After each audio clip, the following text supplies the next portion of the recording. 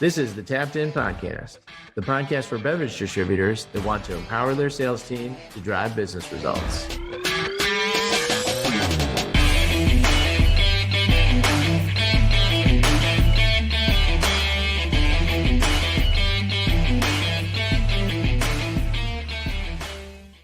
Listen up and welcome back to another episode of the Tapped In Sales Podcast. I'm your host, Bud, here with co-host Mikey.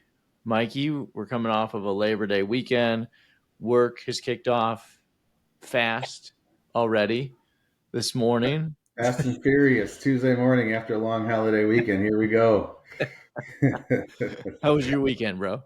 It was all right. It wasn't the Labor Day weekend that I'm typically used to. We went north, but we went to a wedding. So we were tied down for a wedding. And then unfortunately our family, we just had a really weird string of bad luck. It was one bad thing after another of just I wouldn't say it's bad. I guess it was just outside of the norm. Wasn't good, from being attacked, whole family getting attacked by a nest of ground bees and the kids getting stung up from head to toe, to the dog creating some chaos, to my daughter throwing up. I mean, it was one thing after another the entire weekend. But happy to have the kids back at school then. Yeah. Actually, I have one home with me right now, still sick. So Hannah's still home. No, actually, Hannah was fine. The wedding they had an elephant ear truck there, so they had cakes and elephant ears and deep fried Oreos. And my daughter does not really eat sweet. She really doesn't. I mean, she might have a couple bites of dessert and that's it. But she went hog wild on that, on that elephant ear stand. And I think she had just too much. And yeah, she just, her body couldn't keep up with it. It all had to come out. The deep fried Oreos are, they're tough to pass up for sure. Yeah, for sure. How was your weekend? Weekend was good. I worked quite a bit, catch up from being gone in Europe for the last couple of weeks. So getting caught up, and I feel good and back to where I need to be now. So I had a boring work weekend. Good. Well, I guess that's not a bad thing, right? No. And as part of that, we all have to set goals in our life. And while, the kids this weekend may have set a goal to eat 5 or 10, elephant ears and, funnel cakes, Oreos, and all the things. Deep fried Oreos and all that good stuff.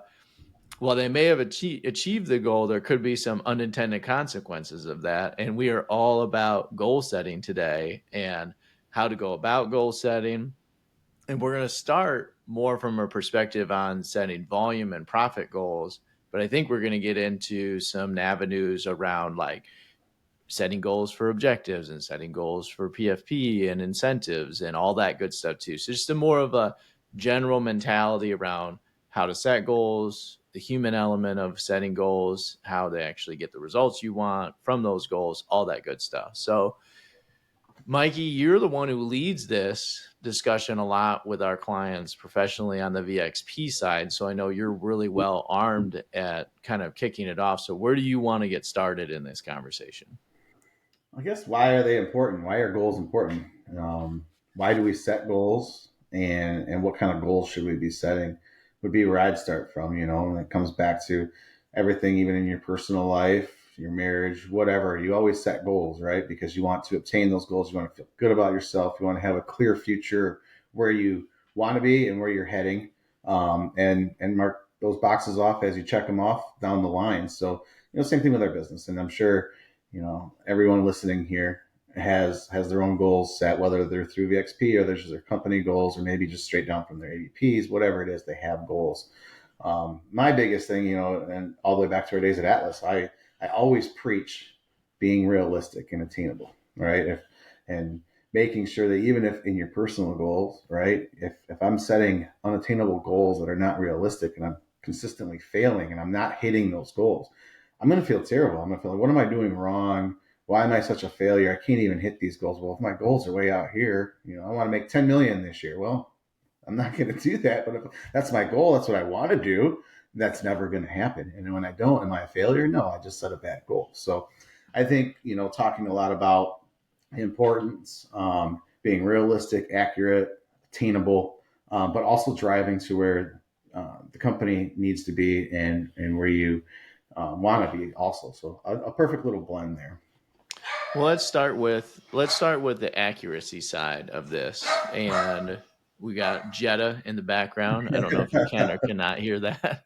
What goal is she setting? Who knows, man? But let's start with the accuracy side of this. So, some of the ways that we bring accuracy into, and some of the things that you can look at from an accuracy side are data that you have access to. So, things like trends, 4 week trends, 8 week trends, 12-week trends of an individual route. You can look at them by month versus last year. That kind of settles up on the seasonal profile or seasonal adjustment side of the routes as well.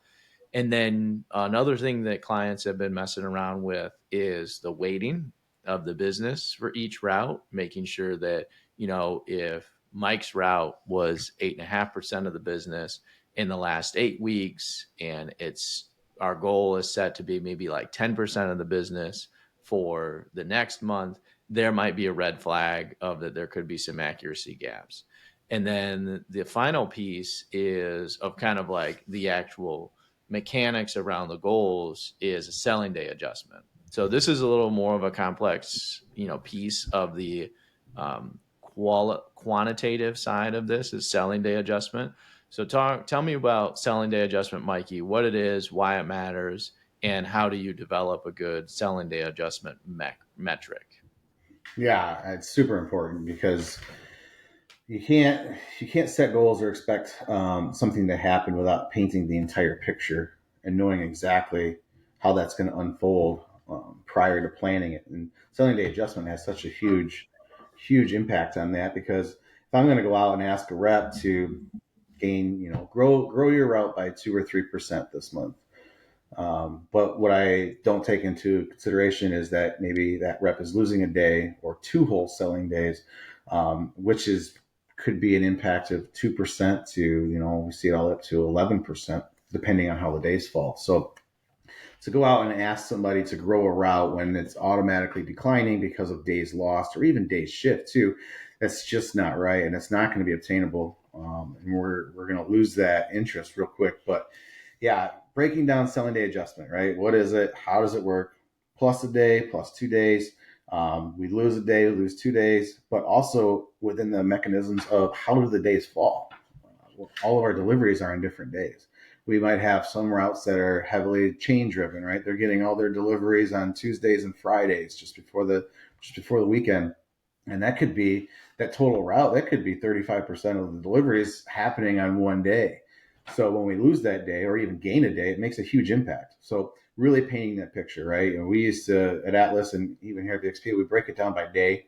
We want to know by each weekday during the month how many CEs are going out, what's being sold or delivered on those days, so that we can actually break it down. And when we break down the math, we can see, all right, well, each Monday is worth 2.4%. Each Friday is worth 7.1% of total impact on the month, so that when we see that and how the days shake out, we can take that right off the top. And that's something I always like to put on the back burner and the back page. Like, all right, we did the math on that.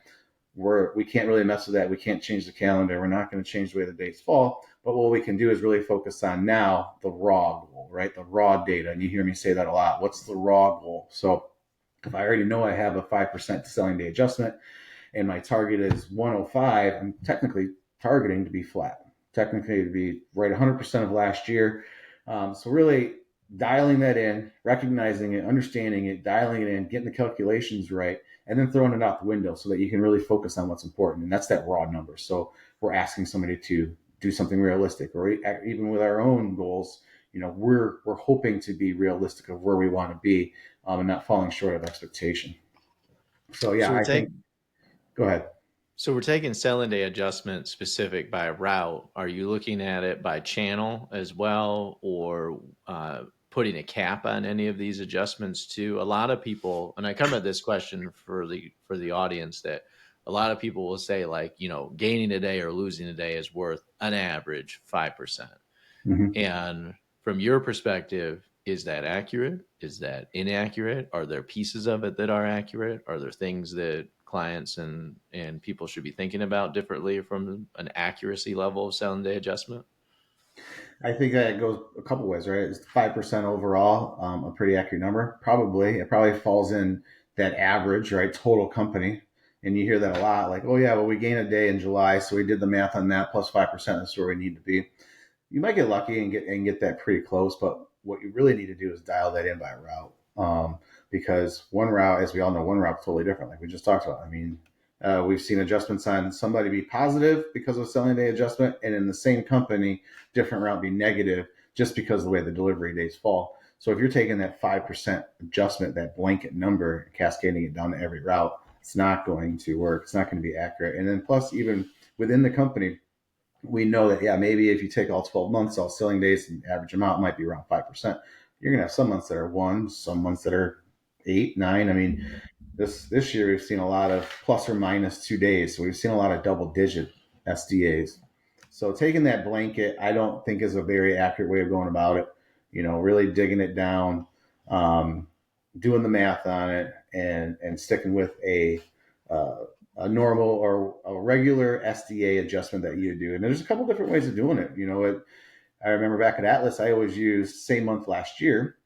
So if we were targeting September 24, I would be looking at my September 23 calendar and how that shook out in my sales per day to come up with my selling day adjustment. But on the other end of that, we didn't really do a whole lot of rerouting. Definitely did not do dynamic routing. Our routes were pretty static to where I knew that delivery cycle last year, same month, was pretty accurate of what's going on today. Well, within the last 18 months, we've seen a lot of shakeup within the industry. There's been a lot of reroutes. There's been a lot of reorgs. So that number, that reference period may not be as accurate. So now we have a couple different options where we can do last year, same month. We can do last 3 months as an average, or we can just do last month to kind of dial it in. So within your organization, whatever you think is most accurate, I like to use the 3 months, kind of paints a bigger picture, especially if you're coming out of a holiday month or something like that, or maybe you did have some days shifting, but at least to know, all right, I need to know every weekday, Mondays, Tuesday, Wednesday, Thursday, Friday, how many CEs are going out or getting delivered on those days so that I can be accurate. So when you go back to that's the kind of quantitative side where there's all this quantitative research that goes in for trends and salinity adjustment. You also talked about raw goal and the qualitative side. So there are things that the quantitative side doesn't know about in the research. And what are some good examples of the qualitative piece that comes into play? And I think I'm saying that right. The things that Tool doesn't know about, the anecdotal stories that are going on in the marketplace, the economic headwinds or tailwinds in any given market. And that could be route level. That also could be region level as well. Yeah, we're always going to see those, right? And it's hard for anybody outside of the organization to set a goal because they don't have that knowledge. You really have to have that inside knowledge, and even in a lot of the layers within the business, the position that's setting the goal might not have that route level knowledge, that specific market knowledge. So, I think of it as like a spreadsheet. Let's work from left to right. Let's start with what we know. Let's start with the hard data facts, right? Which are the trends. Am I looking at just one trend or two trend? No, I want a picture. I want a whole picture. I want to see exactly what's kind of going on, right? I don't want to just look at a 4 month or a 4 week or just a 1 month or a 2 month or even just a year to date. I want to see all of my different trends. So at least at VXP, and the way I've always done it too is, a 52 week, a year to date. We do a 26, a 13, an 8, and a 4 week trend. And we'll take all those trends left to right and lay them all out. Where are they going? And it's going to paint a picture. Are we going down? Are we going up? Are we kind of hovering? So we can see all those. Now that's the hard data side of it. We know that that's not painting a false picture. That's actually what's going on. Now my next column over. All right, what's going on in this individual route? Now I have an individual adjustment by each route to where I can say, this route has been down. It's not so much a performance issue. It's more of a market issue. Whether accounts opening, closing, something happened. This area is under construction and they can no longer get to it.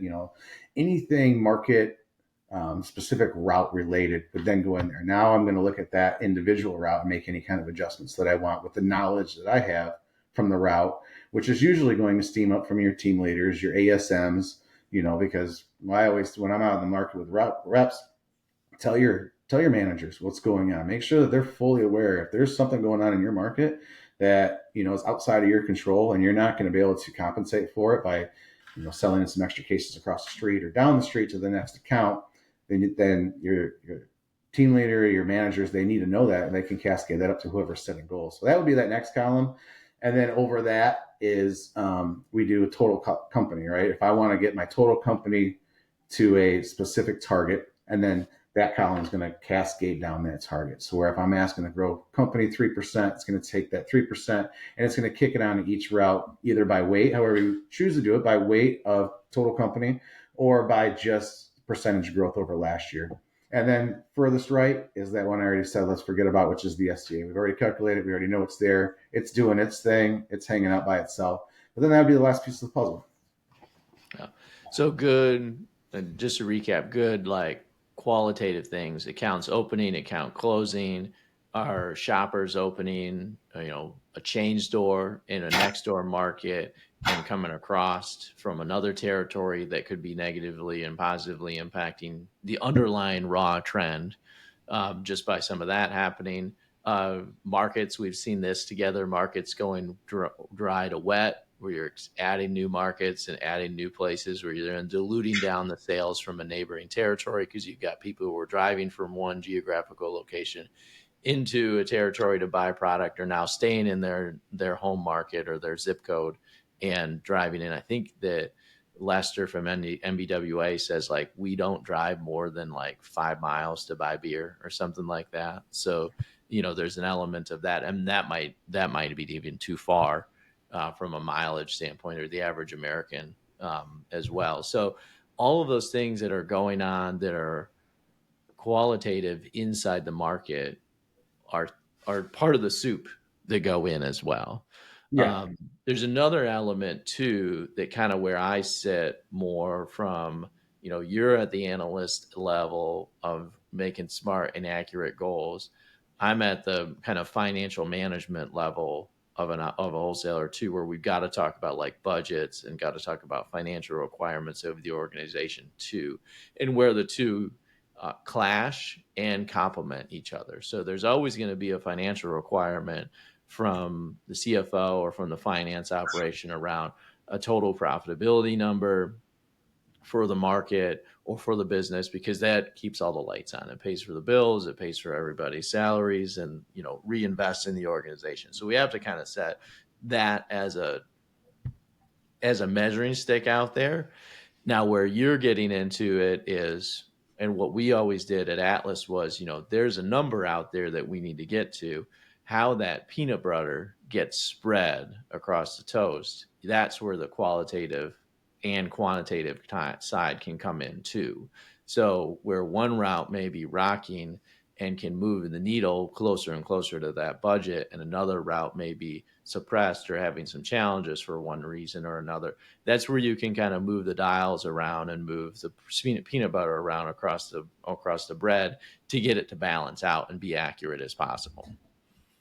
Absolutely. Yeah. And touching back on, sitting in the ownership suite, right? Looking down at the financials, at least the financial part of it, and then having your analysts tell you something else of kind of where the market is, where they believe it's heading, and having those two numbers kind of at least come into a little bit of a closer realm. Or on the opposite end too, where maybe your analysts or whoever's doing your goals can look at you right in the face, to be honest, and say, I understand that this is the goal that we need to be to and we want to be at, but I'm going to tell you right now, we can't hit it. And this is why. At least to have that open dialogue, to have that open conversation. Maybe he's wrong and you definitely will, but if there's definitely some roadblocks and some hurdles that are in the way, and while you're setting that goal that it's not going to be obtainable or not going to be, even close, to know that right in the back of your mind, or maybe even say, all right, well, what else can we do here? Now we need to shave some things on the operational side. If we know we're not going to hit our sales budget and we're not going to get that revenue, and this is why, maybe on the other end, we need to start trimming now before we get ourselves into some major trouble at the end of the year because we totally missed budget. And that's a good point. We talk to our owners that are out there listening too, that, we own both sides of the decisions. One side is the, sales and profitability side, and then the other side is the cost structure as well. And the sales team is in charge of bringing in profit, bringing in revenue, and pushing sales out the door. The operations side is in charge of efficiencies, organizing itself, and lowering costs. And you do have both sides of the coin from an ownership suite of how you can manage to still hit that bottom line. And we may be only showing to the reps a top line revenue goal or a top line volume goal or a top line profitability goal. And that's where we want to hit and look and keep searching for it for sure. To Mike's point, if we're not going to hit it, that's where we as owners need to, and managers need to pivot over to the other side and say, okay, what do we need to do to get to the bottom line number for net income or operating income in some way, shape, or form? And that's for another podcast and another day, and some cost setting or cost saving measures that, owners and leaders can employ or deploy as well. Yeah, Mike, absolutely. And I think that open line of communication, right? Being honest and not just being the yes guy. And when you see a red flag or you see something, and I'm not just saying you can't hit it because our sales team's not putting in the effort, or our sales team's young, and I just don't see these reps out there selling like they should. I'm talking overall market wide, right? And maybe something that we saw last year happening, anything like that. So it's just like, hey, this in order to hit this goal, this is what we need to do. And in the history of our company, we haven't been able to do that. So anything like that open line of communication. yeah. Well, that brings in that next piece to the magic stew, as well as, how do we get more people involved in the process? Because there's an element of that. If these things are done in a vacuum and they're manufactured from behind the scenes, that people get antsy and have some anxiety about, well, where is this number coming from? And there's a lot of work that goes into publishing and creating these numbers. And we do a lot of work with clients to bring their goal setting process to light and shine a lot of light and create a lot of transparency around it. So, what is one of the first smart things you see clients do around shedding that light and getting more transparent around the mechanical process of creating a goal? Bringing your whole team in. People that are setting the goals should be definitely bringing in team leaders, ASMs, and ASMs and team leaders should definitely be bringing in their sales reps into the process. I'm not talking sit down in the same room all together and hash it out, because that could take 10 hours. Hours We've and all hours. seen that happen. Mm-hmm. But bringing them into the process of, this is how we set goals. This is why we set your goal the way it is. This is why your goal looks the way it is. Is there anything else that I should know about what's going on, or even prior to setting goals? Hey, what's going on in your market? I need to know. This is kind of where we were thinking for your route, and this is why. We've seen this growth. You have this STA. These are some of the market conditions that I know about. What am I missing? And then also even after, right? So not only just setting next month's targets or next quarter's targets, or however your company chooses to do it, but recapping where did we set those targets? Did we hit them, exceed them, fall short, and why? And I want to know that, especially if somebody's setting any kind of targets. I want to know exactly how the last month landed and why. If we missed, why? If we hit it, what happened? If we went over, what caused that as well, so that we can have that knowledge and compensate. But yeah, biggest thing, get the team involved. It's not going to hurt. And we've seen a lot of negativity come from companies that basically keep the reps in the dark of how those targets got set, right? The first thing you mostly hear is, I always have unattainable targets. They're always out to the moon. I'm never going to be able to hit them, or this or that. But they also don't know how they're set. They have no idea. First thing you always hear, where are these goals even coming from? Where do these targets come from? I have no idea. Do they pick them out of midair? So getting your reps, getting your whole team involved into that process, at least letting them know how that happens and getting their input, could go a long way. Well, there's a element of leadership might be scared to share how they're created. And a lot of times when you stand in front of a group in your team and you say, hey, these are the financial obligations of the organization, and this is where they come from, and this is how we need to get to this direction, or how we need to move in this direction, there becomes an era of understanding almost immediately. And that this isn't just about me, this is about the team and the overall plan for the organization. And then I have to start to play my role. Now, where you get into the mix and actually make these things more efficient and actionable is around spreading the peanut butter out with that market level data that we've talked about already. And then the other element that happens too is that by being more transparent and by running this loop over and over again, the time commitment from certain parts of your organization to actually create these goals, the feedback loop gets shorter and shorter and shorter. So the time to produce these goals gets shorter and shorter and shorter and shorter as well. So we're not actually contributing more time in the long run. We're actually contributing less time in the long run too. And we've talked a lot about like the volume or the volume, top line profit, and the top line revenue stuff today. This falls into place with any kind of objective target setting too, as well. Like we're targeting for individual pods, or if we're targeting for individual displays, or targeting for individual like activity based selling, that's all relative to this as well too. Absolutely. Yeah, and even bringing in your team for those kind of objectives, incentives, right? And I think back when we first launched VXP and we were doing goal setting. Not only did we involve our team into the goal setting process, but we point blank asked them, "What do you think your goal should be? Right? What is your goal?" So even on target setting, as far as percentages, but also on objectives. What are your goals for your market and your individual accounts? What do you want to see happen? So bringing them in, also keeping that aligned with the company's strategy.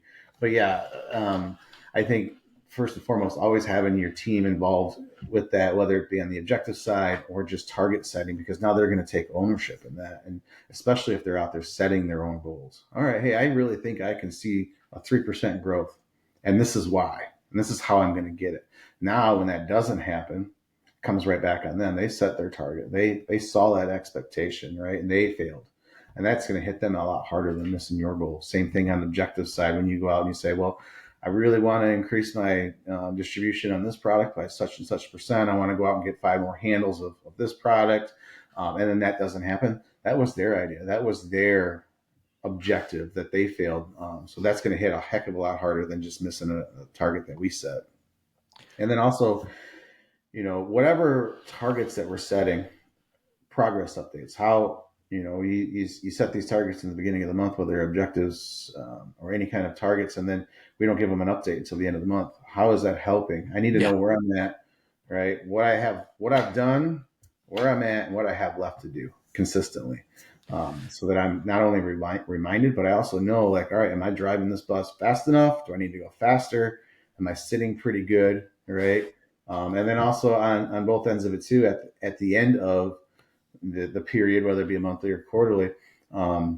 And we talked about that recap, but also there's also that training element there too, right? So where maybe you have a rep that missed their goal by 5%, and that rep is, hey, I don't know, I tried everything I could, I went out there, I killed it, and I still missed. Maybe they're upset, they're down on themselves, they're down on you for setting a tough goal. Then there's that training element. All right, you know what? I'm gonna get out. Let's hit the market next week. Let's see what we can do, right? And then standing in those accounts or on that route with that rep and just pointing out the small things, like, hey, I know I'm not here to like push you and push you and push you, but I noticed this, and maybe if you did this instead of that, or let's trade this out and put this in, or let's move this position or reset this half door real quick. Those are the kind of things that we can do to push the needle. So there's also that training element along with the recap as well. And I think that's where you can tie in some of those objectives for the following month. All right, hey, we went out, you missed your target. We've identified some of these opportunities. These are going to be your objectives for next month. Yep. We did a good reference podcast around that in episode 17, Marshmallows to Bonuses, around that kind of human element of the feedback loop too, that we want daily feedback. I mean, humans Mm-hmm. are engineered around, the limbic system, it's brain science here around like what's next and how am I doing? And if I don't constantly am reinforced with what's next and how am I doing, I grow a level of anxiety in the sales team or anybody really. You can see this if you have young kids, you can see this as well. in there, because they're going to demonstrate some of this behavior on extremes because of where they're at in their growth and development, where adults are a little bit more better at hiding it.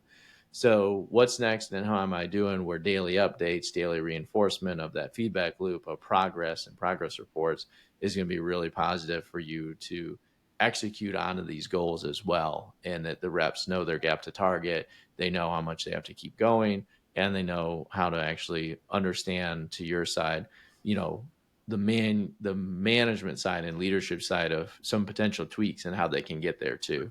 You know, we word of caution for the ASMs and for the leaders in the world, like we don't want to have a story go out of like, you know, the old sales rep in a, you know, dial, smile and dial game, which is like, hey, you know, these phones, they don't dial themselves, right? And that they call that management, you know, Mm-hmm. because that's not leadership, even worse, because that's not leadership. It's like, hey, you know, these beer, if you just stock the shelves, it doesn't sell itself. It's short. It's like, well, no shit, Sherlock. I always thought that's what happened. That's why we have merchandisers, right? All we have to do is stock the shelves and it just sells.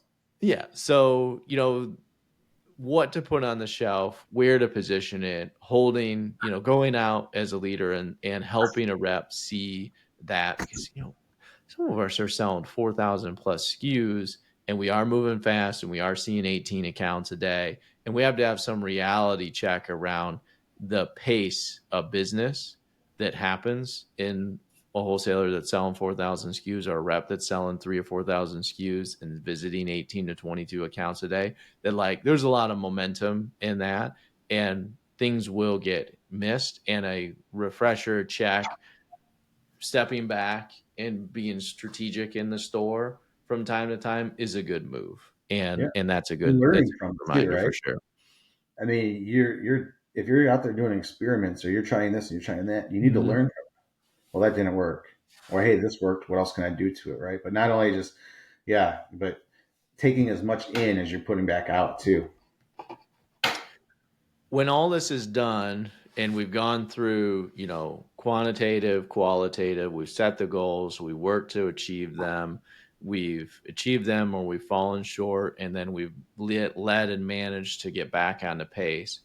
When all that is done and then we start to do it over, or actually better said, we come back around to this month for the following year, what are what are you seeing that are good, like documentation and tracking and reporting and kind of note taking, to make sure, what are key things to think about from a qualitative side? I mean, the quantitative side is always going to be there, but from the qualitative note taking side too. I think it's super important, yeah, because we're dealing with that. Actually, just before this, we just got off of a call where we're setting September targets, and you know, it's last year when we all think back, it doesn't matter what side of the aisle we're on, MC, ABI, it was a tough year. There was a lot of unknowns. There was a lot of ups and downs. Some of us had some really good August. Some of us had some really bad August. Some of us had good Septembers. So I think in order to have any kind of accuracy when we're talking about target setting is you have to, again, it comes back to that painting the picture. You can't just look at a piece of it and go from there. You have to see the whole picture. So if I'm target setting for September of 24, what happened in September of 23? What kind of comps am I going up against? Was it a fantastic month? Was it a terrible month? Is it going to be easy for me to cycle those comps? Is it going to be really tough for me to even get to where I was last year? Which a lot of us already do, but documentation, right? Maybe even having just a notes file month by month, or we do it right in our target setting tool where we have a notes section and we can jot down everything, what the comps were, weather. We all know how much weather plays a role in our business.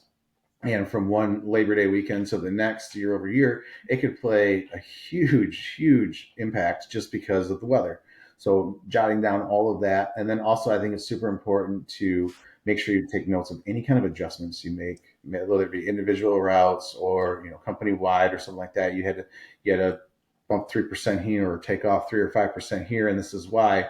Make sure you know why you did it, and mark down, you know, I did this because this account received new ownership. They are having some money issues, whatever it may be. But keeping notes of that, because that when that cycles back around, you know, coming from us who we do this across our clients, We can't always keep track of who's doing what happened. But we have that note section to fall back on. It's huge. So yeah, document, document, document, and even silly things. It doesn't matter, whatever it may be. Johnny was sick for a week. His performance was down the drain. This is what happened.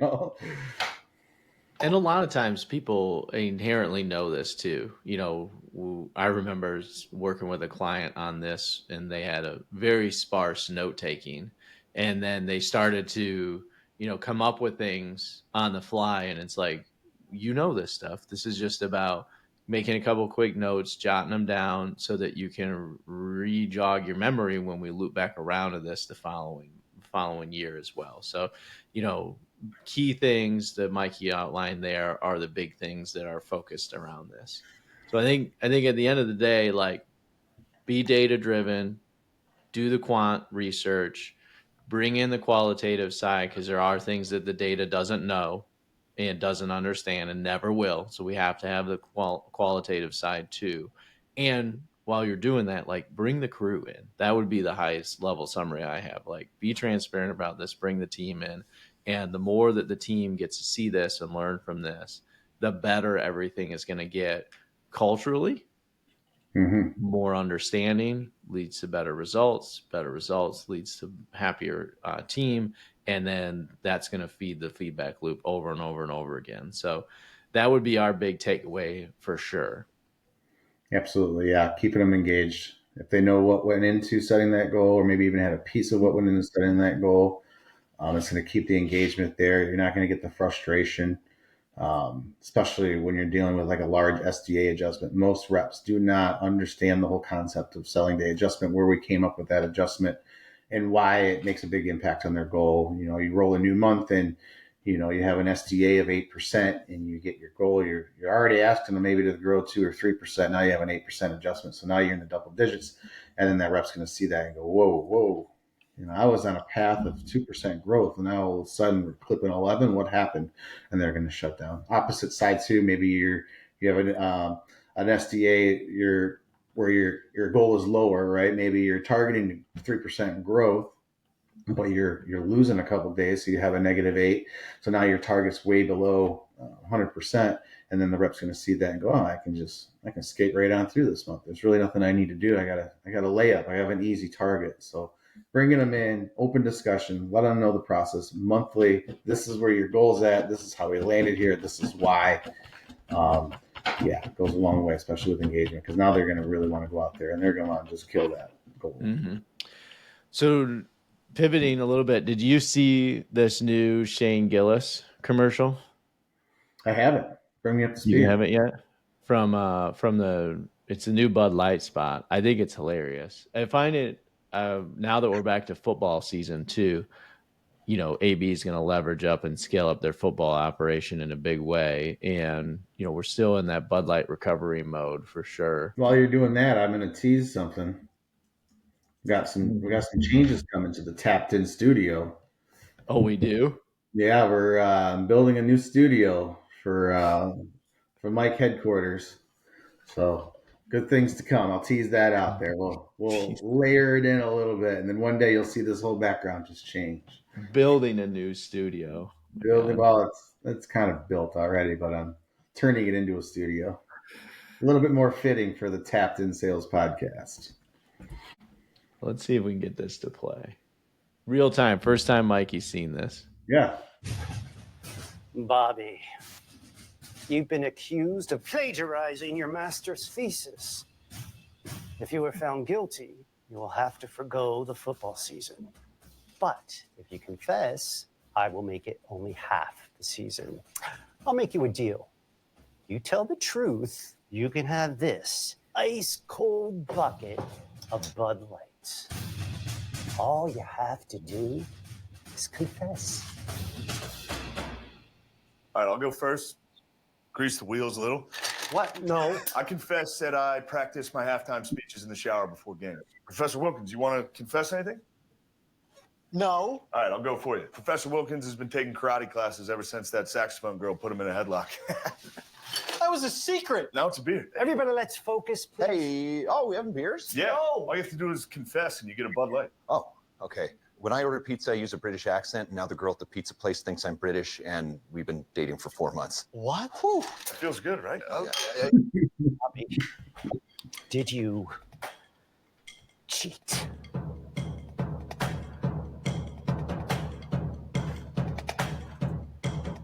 What's going on? Well, this is the long one. All right, I admit I'm it. afraid of horses. Does that count? Yeah. Wait, You can go back to practice, big guy. I got plenty of confessions. Let me hear one. I never read any of these books, and I'm really embarrassed about it. thank you. Hi. What a good time. That's pretty good. She's falling for that? I think I love her. He's back to basics, back to nice, Yeah. back to basic, humor. This is good for the category, that direction. Miller Coors and the Molson Coors stuff has been staying very in their lane on doing all the humor stuff too. Beer was at some of its peak years in sales and performance when it was humor and it was having fun. So I think that's good to see for sure. Yeah, that was my father-in-law was involved, and their commercials are funny.